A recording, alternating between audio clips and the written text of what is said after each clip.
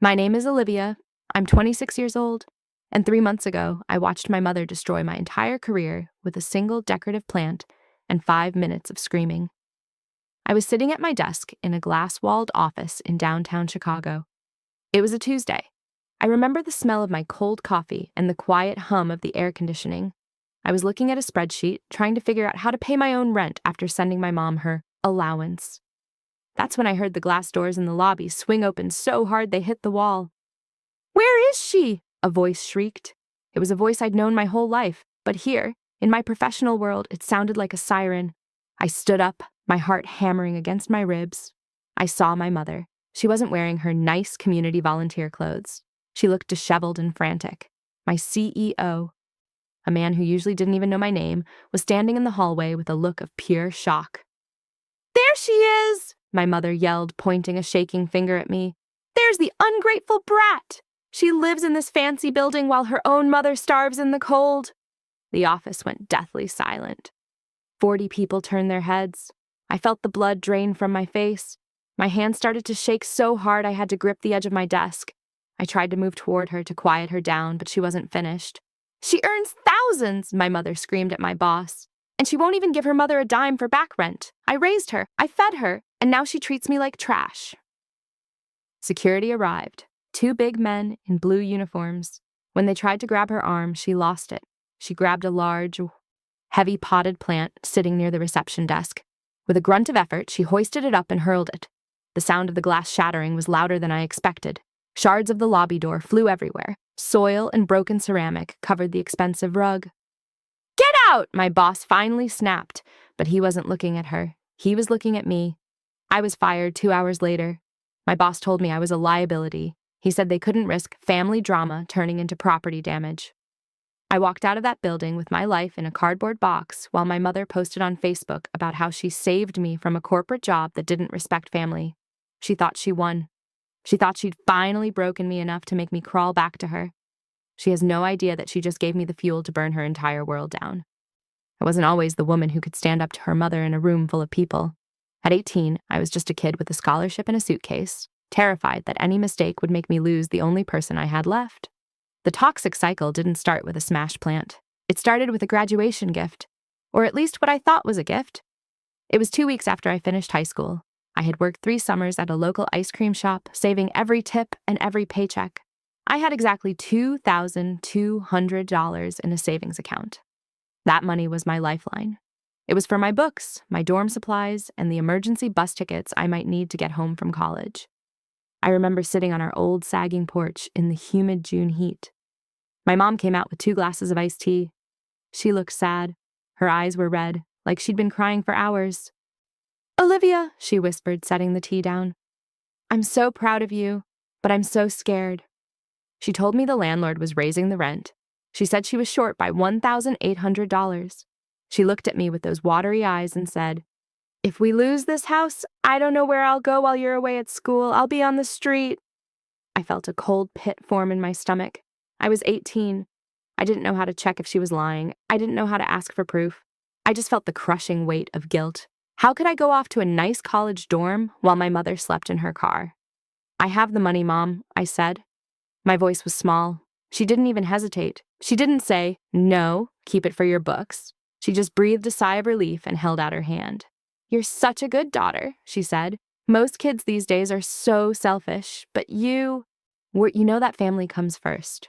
I went to my room and transferred $1,800 to her account. I watched the balance on my screen drop to $400. My heart felt heavy, but I told myself I was a hero. I was the girl who saved her mom. A week later, I walked into the kitchen and saw a new leather handbag on the table. It was beautiful. It was also at least $400. "Is that new?" I asked. "Oh, this?" she said, waving a hand dismissively. "It was on sale. I needed something nice to wear to your orientation. I wanted to look like a mother of a college student." That was the first time I felt the click, the first time I realized that my survival money was just shopping money to her. But when I tried to bring it up, she turned into a victim instantly. She reminded me of every diaper she changed, every meal she cooked, and every sacrifice she supposedly made to raise me alone. She turned my life into a debt that could never be paid. "I gave you life," Olivia, she would say whenever I questioned a bill. A few dollars is nothing compared to 18 years of my soul. By the time I moved to Chicago for my job, I was trained. I was an ATM with a heartbeat. I thought if I just gave her enough, she would finally be satisfied. I thought if I paid for enough surgeries and sent enough grocery money, she would finally love me without a price tag attached. I was wrong. The more I gave, the hungrier she got.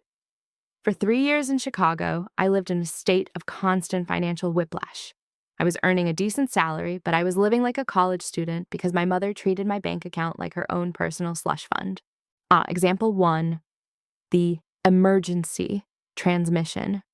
It started 6 months after I moved. I was finally feeling settled. I had just bought a nice rug for my apartment, the first thing I'd ever bought just for me. Then the phone rang at 11 p.m. "The car died, Olivia," she sobbed into the phone. "I'm stranded at the grocery store. The mechanic says the transmission is shot. It's $1,200 or I'm walking to work." My heart went out to her. I knew how much she hated walking in the cold. I didn't even ask for a quote. I sent the $1,200 instantly, draining my small savings. 2 weeks later, I went home to visit. I looked at the car. The tires were new. The transmission wasn't the problem. She had just wanted the top-tier Michelin tires and a full interior detailing. The mechanic said the transmission was fine after all, she told me, not even blinking. So I used the money for the tires. You want me to be safe on the road, don't you? I realized then that safety was just her code word for luxury. Example 2, the $4,000 knee surgery. The biggest hit came a year later. My mother started limping. Every time we spoke, she would groan in pain. She sent me photos of her swollen knee. "The doctor says I need surgery," she told me, "but my insurance won't cover the premium recovery package. It's $4,000 out of pocket. If I don't get it, I might never walk without a cane again." I was terrified for her. I took out a small personal loan to cover the cost.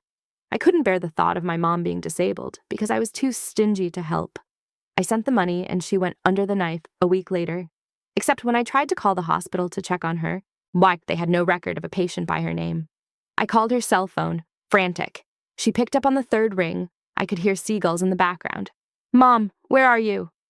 "Oh, the doctor postponed the surgery," she said, her voice breezy. I felt so depressed about my leg that I decided to take a little healing trip to Florida with some friends. The sun is doing wonders for the swelling, honey. She had spent my $4,000 loan on a week at a beach resort. I sat on my kitchen floor and cried.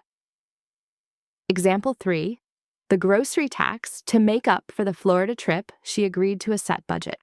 I would send her $500 every month specifically for groceries and utilities. I thought this would create a boundary. I was wrong. A month into this arrangement, I logged into our shared Amazon account to order some dish soap. I saw her recent orders. And there was no milk, no eggs, no bread. Instead, there were high-end anti-aging creams, $80 candles, and a designer silk scarf. I called her, my voice trembling. "Mom, the $500 was for food. Why are you buying silk scarves?" "Olivia, I have to look presentable for my volunteer work," she snapped. "Do you want people to think your mother is a beggar? It's embarrassing for you too. Besides, I'm eating plenty. I've been going to the senior center lunches.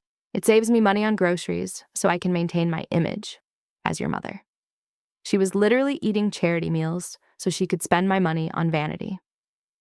Example 4, the missed promotion. The manipulation wasn't always about the money itself. It was about the control. Last year, I was up for a senior analyst position. My company was hosting a massive star performers dinner, where it was my chance to network with the VPs. An hour before I was supposed to leave, my mom called. She sounded weak. "I think I'm having a heart attack," she whispered. "My chest is so tight, Olivia. Please, I'm scared." I dropped everything. I didn't go to the dinner. I called an Uber and raced 2 hours to her house, my mind imagining the worst. I arrived to find her sitting on the couch, eating popcorn and watching a movie. "Oh, I feel much better now," she said, smiling as I burst through the door, sweating and panicked. "I think it was just gas, but since you're here, why don't you take me out for a nice steak dinner? I haven't had a good meal all week." I missed the promotion. My boss said I lacked commitment. I spent $200 on a steak dinner for a woman who had faked a heart attack just because she was bored. I spent the next 4 months living in a ghost version of my life. My apartment, which used to feel like a sanctuary, now felt like a cage. I kept the lights off most days to save on electricity. I ate ramen noodles and frozen peas, staring at the floor, wondering how a person's own mother could be the one to pull the trigger on their career. I didn't answer her calls. I didn't respond to her Facebook tags. I was in a deep, dark hole of depression, but I was also busy. I was fighting. I had hired a lawyer to sue my firm for wrongful termination. It wasn't about the company being evil. It was about the fact that I had been a top performer who was fired for a situation I couldn't control. Last month, we settled. And the company didn't want the bad press of a family tragedy lawsuit. They cut me a check for $31,000. After lawyer fees, it was enough to pay off my debts and give me a 6-month cushion to find a new life. The money hit my account on a Tuesday morning. I sat on my sofa, watching the numbers on my banking app. For the first time in months, my chest didn't feel tight. I felt like I could finally breathe. Then my phone buzzed. I hadn't heard from my mother in weeks. I thought maybe, just maybe, she was ashamed. Then I saw the text. I saw you got your money. I have friends who still work in that building, Olivia. I know all about the $31,000. I expect my 50%, $15,500, by Friday. Family first. Don't make me come find you again. I stared at the screen. My hands didn't shake this time. Instead, they went cold. My stomach didn't drop. What had turned into a block of ice. $15,500. She wanted half of the money I got because she got me fired. She wanted a commission on the destruction of my life. Something inside me finally clicked. It wasn't a snap. It was a silent, mechanical shift, like a vault door locking shut. I didn't cry. I didn't throw my phone. I didn't even get angry. I just looked at the text and felt a wave of absolute crystalline clarity. I realized that my mother didn't see me as a human being. To her, I was just a crop to be harvested.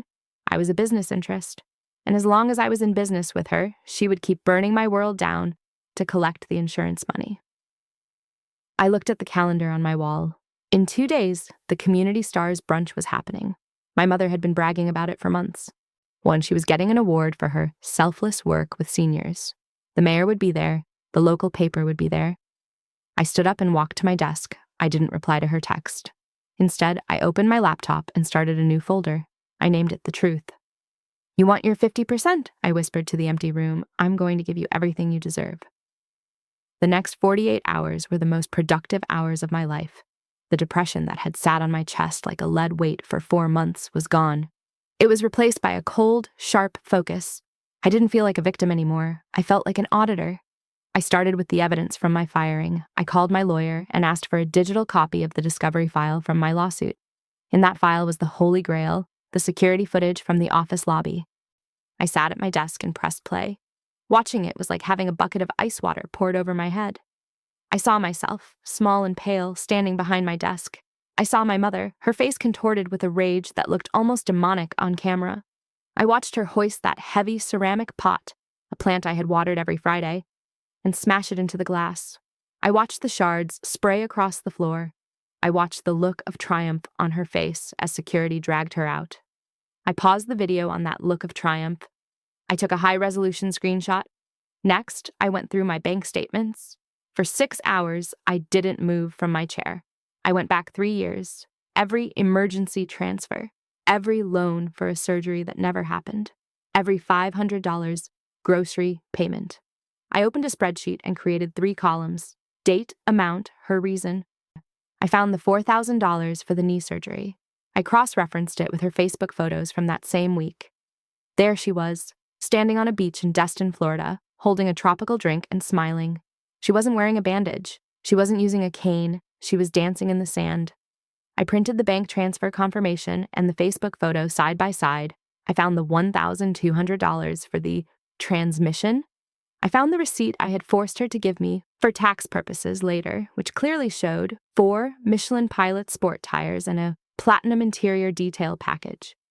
I did the math at the bottom of the sheet. Over 3 years, I had given her $42,600. That was more than I had in my own retirement account. That was a down payment on a house. That was my future. Been sitting in her closet in the form of designer bags and on her skin in the form of expensive creams.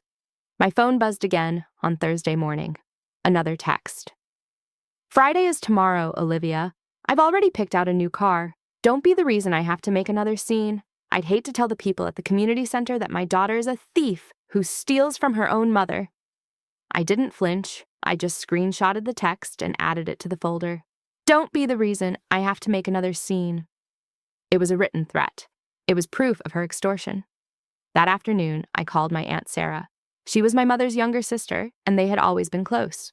Sarah was a kind woman, but she was also someone who believed my mother's long-suffering martyr act. "Olivia, is everything okay?" she asked, her voice hushed. "Well, your mom said she said you've been having a mental breakdown since you lost your job. She says she's been supporting you." I felt a surge of nausea. "She told you she's supporting me?" "She said she's been paying your rent," Sarah whispered. "She told the whole family at Sunday dinner that you spent all your savings on fancy clothes, and now she's working extra shifts at the senior center just to keep you off the street. Is it true?" "Aunt Sarah," I said, my voice steady, "I'm going to send you an email. I want you to open it when you're alone. Don't show Mom, just look at the dates." I sent her a PDF of the spreadsheet and the screenshots of the texts. 10 minutes later, my phone rang. Sarah was crying. "Olivia, I had no idea," she sobbed. She told us you were the one taking her money when she said you threatened her." "Oh my God, Olivia. I've been sending her $100 a month too, for your groceries." "She's been taking money from you too?" "Yes," Sarah said, her voice turning from sad to angry. "She said you were starving. She's been using us all to fund her community star lifestyle. She bought a $600 coat last week and told us it was a gift from her grateful daughter." "I'm going to the brunch tomorrow, Sarah," I said. "I'm going to give her a gift she'll never forget." "Will you be there?" "The whole family will be there," Sarah said, her voice hardening. "And for the first time, we're going to be looking at her very, very closely." The final piece of the plan was the Community Stars ceremony itself. I knew the format. It was a classic pay-to-play charity event at a local hotel ballroom. Everyone paid $50 for a ticket, there was a rubbery chicken lunch, and then there was an open-floor tributes section where family and friends could stand up and talk about how wonderful the honorees were. I went to a 24-hour Staples and used their heavy-duty printers. I made 40 copies of the Truth folder. Each folder had a cover page with a simple title, "The Cost of a Community Star."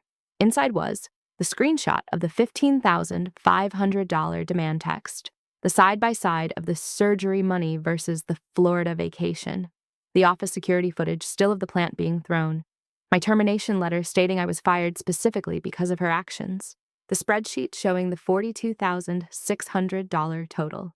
I put the folders in a professional-looking briefcase. I bought a new dress, not a flashy one, but a sharp, navy blue suit that made me look like the junior marketing analyst I used to be. I wanted to look like the woman she had tried to kill. That night, I sat in the dark and looked at my reflection in the window.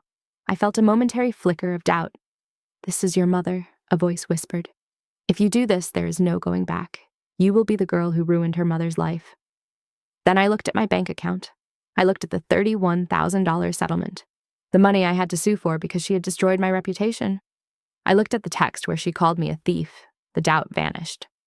"I'm not ruining her life," I said to the dark room. "I'm just finally letting her live the one she actually built." I set my alarm for 8 a.m. I slept better that night than I had in 4 months. I didn't dream of falling. I didn't dream of screaming. When I dreamed of a room going silent, and in that silence, I was finally free. Ed. Example 5. The back rent demand. The final escalation happened right before the office incident. I had finally received a cost of living raise. I was proud of myself. I made the mistake of telling her. "That's wonderful, Olivia," she said. Her voice went cold and businesslike. "Since you're making so much now, we need to settle your debt." "What debt, Mom? I give you $500 a month." "That's a gift," she said. "I'm talking about the cost of your childhood. I calculated it. Food, clothing, shelter, and my emotional labor for 18 years. You owe me at least $100,000. I'll be reasonable, though. I want 50% of your take-home pay every month until it's paid off. It's exactly $2,600. I'll expect the first payment Friday." "No," I said. It was the first time I'd said it clearly. "I'm not paying you back rent for being a parent, Mom. That's insane." "Insane," she hissed. "I gave you everything. I made you who you are. If you don't pay, I'll make sure everyone knows what kind of monster you really are. I'll come to your little office and tell them all how you treat your mother." I laughed because I thought she was joking. I thought no one would actually be that crazy. 3 days later, she showed up at my office with that potted plant. She didn't just want the money anymore. She wanted to destroy my independence so that I had no choice but to crawl back to her. She wanted me unemployed and desperate so she could control every second of my day.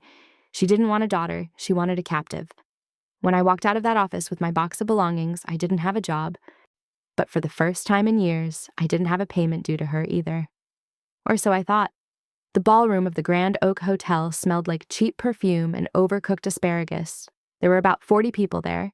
It was a sea of sensible cardigans, floral dresses, and local politicians trying to look important.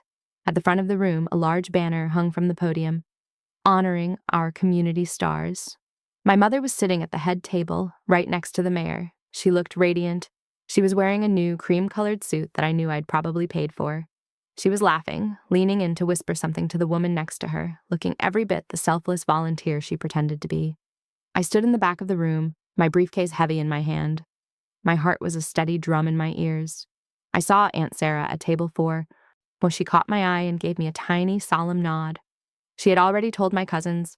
The fuse was lit. The mayor stood up and began his speech. He talked about selfless service and the backbone of our neighborhood.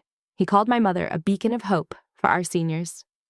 And now, the mayor said, clapping his hands, before we present the award, we'd like to open the floor for tributes. Would anyone like to say a few words about our honoree? The room stayed quiet for a heartbeat. My mother sat up straighter, a humble, practiced smile on her face. She expected a parade of praise. I walked down the center aisle. The click of my heels on the hardwood floor sounded like gunshots in the silence. My mother saw me. Her smile didn't just fade, it curdled. Her eyes went wide, then narrowed into slits of pure warning. I reached the microphone. My name is Olivia, I said.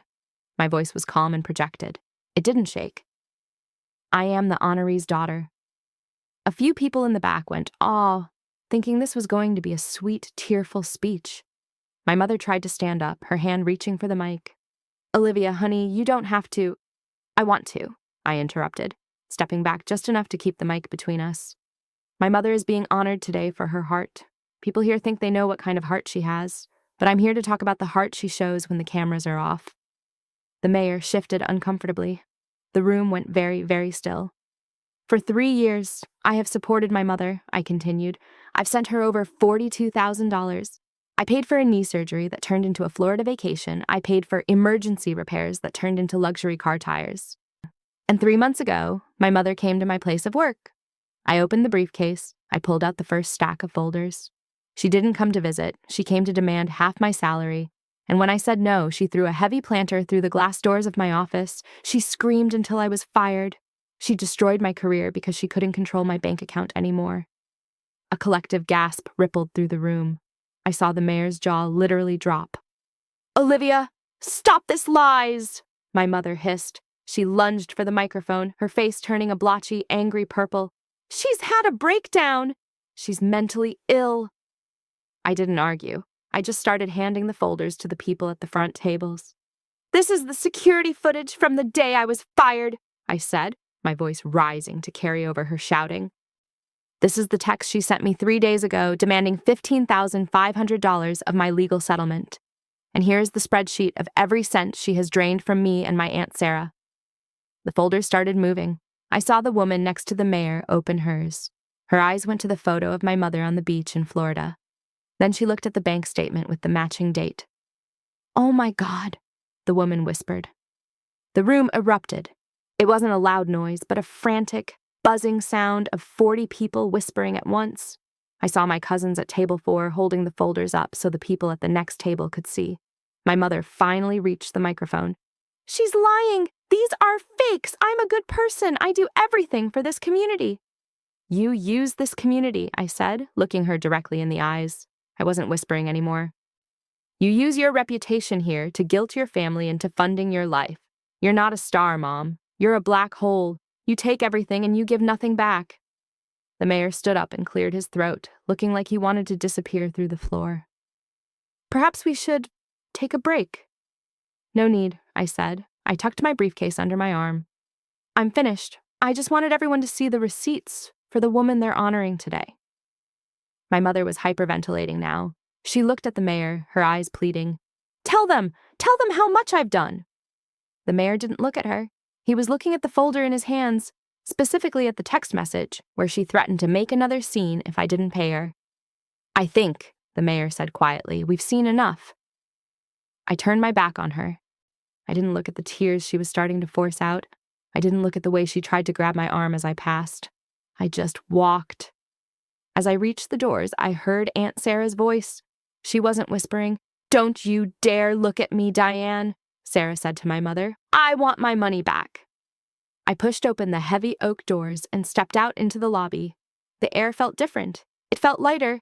It felt like I had finally, after 26 years, stopped carrying a ghost on my back. I didn't look back once. I walked out to my car, sat in the driver's seat, and took a long, deep breath. For the first time in my life, I didn't owe anyone anything. I drove away from the hotel with the windows down, letting the cool Chicago air fill the car. My phone was already blowing up. It was sitting in the cup holder, buzzing and sliding around like a trapped insect. I didn't even look at it until I pulled into a quiet park 3 miles away. There were 42 missed calls. 30 were from my mother. The rest were from cousins, family friends, and even a local reporter who had been at the brunch. I ignored them all. Instead, I opened the one text that mattered. It was from Aunt Sarah. "She's sitting in the lobby, alone, Olivia. The mayor left. The committee took the plaque back. I told the rest of the family everything. We're all done. Go live your life. You've earned it." I leaned my head against the steering wheel and finally cried. It wasn't a sad cry. It was the kind of crying you do when a fever finally breaks. It was the sound of a weight being lifted off my soul. The fallout was swifter than I expected. In a small community, boy, reputation is everything. My mother hadn't just lost her ATM. She had lost her currency of choice, pity. Without the struggling mother narrative, she was just a woman who had harassed her daughter and committed financial fraud. By Monday, the community center had released a formal statement. They were restructuring their volunteer program and thanked my mother for her past service, which was a polite way of saying she was banned from the building. I heard through the grapevine that the senior center lunches she relied on were no longer an option. She actually had to go to the grocery store and spend her own dwindling savings. The family was fractured, but in a way that felt like healing. My cousins, who had always looked at me as the rich, selfish one in the city, sent me messages of apology.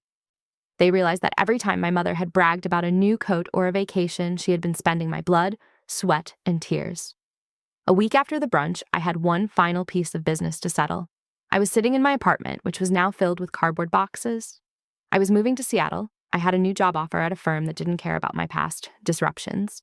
They only cared about my data analysis skills. My mother showed up at my door one last time. She didn't pound on it this time. She didn't scream. When I looked through the peephole, she looked small. She looked old. She was wearing that same cream suit from the brunch, but it was wrinkled now. I opened the door, but I kept the security chain on. "Olivia," she whispered. Her eyes were red. "I can't pay my electric bill. They're going to shut it off on Friday. Please. Just $200. I'm your mother." I looked at her. I waited for the old familiar guilt to rise up and choke me. I waited for the urge to reach for my wallet just to make her stop looking so sad. But it didn't come. I looked at her and didn't see a mother. I saw a stranger who had tried to ruin me for a car payment. "I don't have a mother," I said. My voice was as cold and flat as a winter lake. "I have a landlord I finally moved out on. You should call that mechanic you bought those Michelin tires from. Maybe he'll give you a refund." "You're heartless," she snapped, the mask of the victim slipping for a second to show the monster underneath. "After everything I did for you." "You did exactly what a parent is legally required to do," I replied. "And I paid you back $42,600 for the privilege. We're square, Diane. Don't come here again. I've already given the building manager a copy of the security footage from my old job. If you step foot on this property, they'll have you arrested for trespassing before you can reach for a plant." I closed the door. I didn't wait for her response. I walked back to my boxes and kept packing. 5 days later, I was standing in my new apartment in Seattle. It was smaller than my place in Chicago, but it had a view of the water and the air smelled like salt and possibilities. I sat on the floor of my new living room, eating Thai food out of a plastic container. I took out my phone and did something I should have done years ago. I went to my contact list. I found Mom. I hit edit. I deleted the name and typed in Diane. Then I hit block. I did the same on Facebook, Instagram, and LinkedIn. I changed my email address. I set up a P.O. box for my mail. I was a ghost to her now. People always think revenge is about the big moment, the microphone, the folders, the gasps in the room. And that was part of it. It felt good to be seen. It felt good to have the truth out in the open. But the real revenge? The real healing? It was the first Friday of the month. I sat at my new desk in my new office. I opened my banking app. I saw my paycheck hit. I paid my rent. I paid my electric bill. I put money into my savings account. And then I looked at the balance that was left. It was mine. Every single cent of it. I didn't have to wonder if a transmission was going to break. I didn't have to wonder if a fake knee was going to need surgery. I didn't have to wait for a text message threat. I went out that night and bought myself a small potted plant, a succulent, in something hardy, something that could survive even if things got tough. I put it on my windowsill where the sun hits it every morning. My mother lost her status, her ATM, and her daughter all in one day. She thinks I'm the one who took those things away from her. But the truth is, she traded them all for $15,500 that she never even got to touch. So if you're listening to this and you feel like you're carrying your parents' happiness on your shoulders, if you feel like your paycheck belongs to everyone but you, let me ask you this. How much is your freedom worth? Is it $4,000? Is it $42,000? Or are you waiting until they take your entire life before you realize that family first shouldn't mean you last? I chose me. And for the first time in 26 years, I'm finally home.